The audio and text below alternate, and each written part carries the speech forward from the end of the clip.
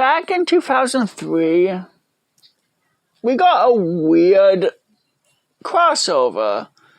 Rugrats Go Wild.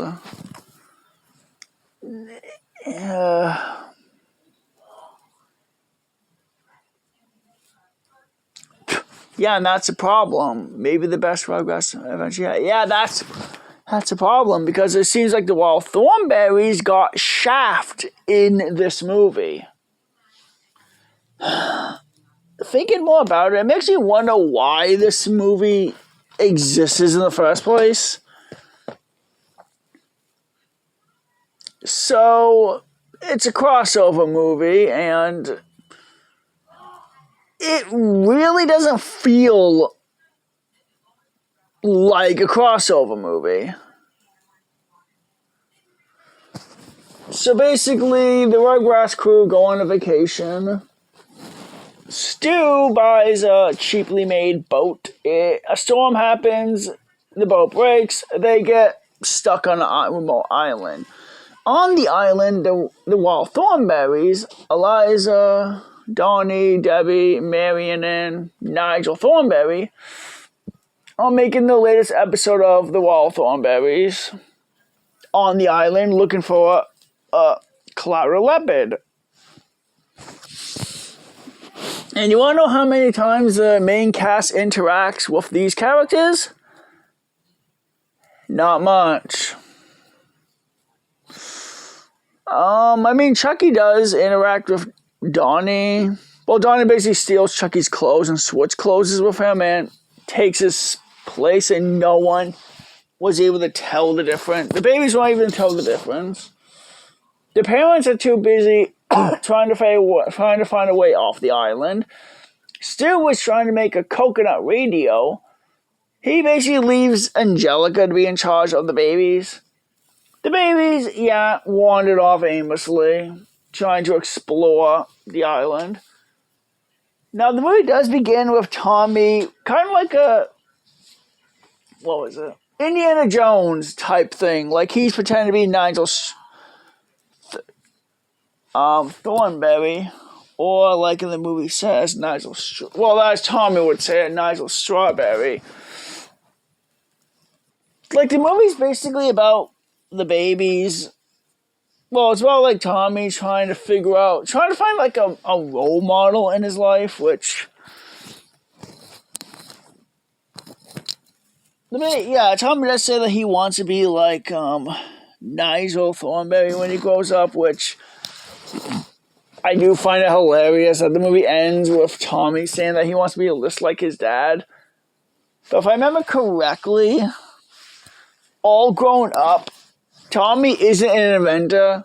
He's basically a camera guy, recording stuff with his friends, making videos.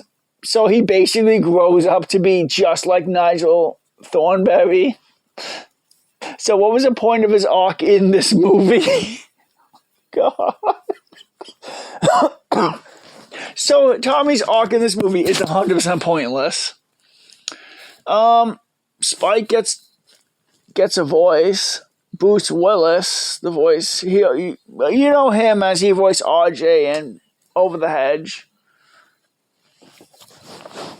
So basically, Spike wanders off to trying to find the babies. Once he knows they're missing, he bumps into Eliza, Darwin, and Eliza goes off and tries to find like the clouded leopard to talk to it. Debbie does know that her sister can talk to animals because it's sex after the movie. This movie doesn't have a real villain. It does. Siri, the clouded leopard, she's underdeveloped as hell. She only has like at least 9 minutes of screen time out of an 80-minute runtime. The songs are memorable. Big Bad Cat's the best song in the movie. And Siri is singing while Bruce Willis sings too. Let's see. Another part I don't like is the parents don't even meet the Wild Thornberrys. Like, the parents don't even meet Marion until like the final 20 minutes of the movie. The movie's basically the babies wandering around aimlessly. What's her name? Phil and Lil do go through an arc in this movie, which I'm glad they tackle. The one with the bow, Lil, yeah, Lil basically starts seeing like plants eating animals, and she genuinely starts wondering, is that how the bugs felt when they? I mean, if you remember correctly in the show, the baby, yeah, those who were eating like bugs and other gross stuff. So she makes a promise. This day forth, I will not eat any bugs ever again. And she also tries to stop her brother from eating bugs too, which I am glad that they do finally tackle that. Nigel, while walking around trying to find the cloud leopard, sees the babies. He trips, falls down a cliff, bashes his head, and starts acting like a baby. Kind of like the episode where Tommy's dad bashes his head and starts acting like a baby throughout the episode. And that's our way for the babies to talk and interact with Nigel and go on an adventure with him. So really, this crossover kind of doesn't feel like the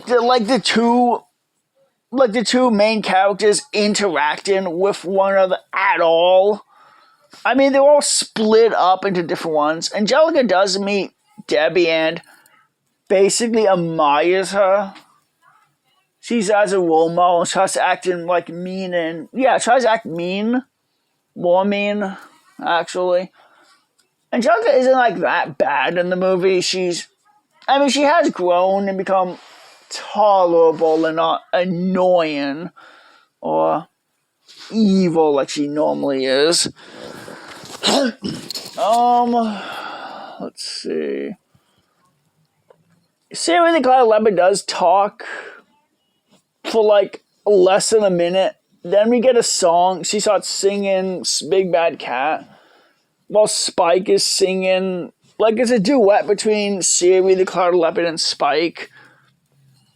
That lasted like over 3 minutes.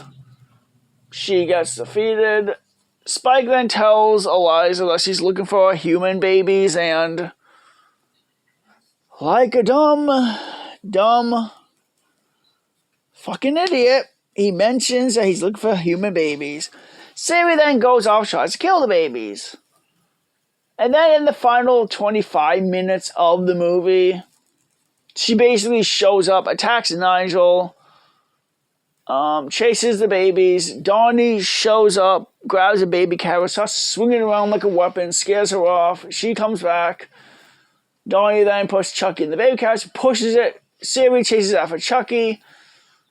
And then she gets hit with she gets stuck in a water geyser, blasting her high up, and she slides off screen, and we never see her ever again throughout the movie.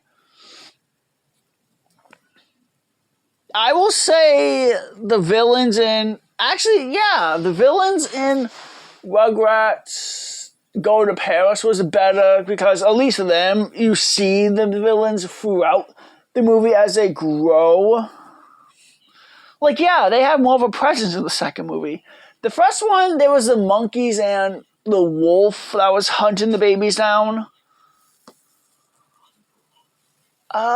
Siri just shows up saying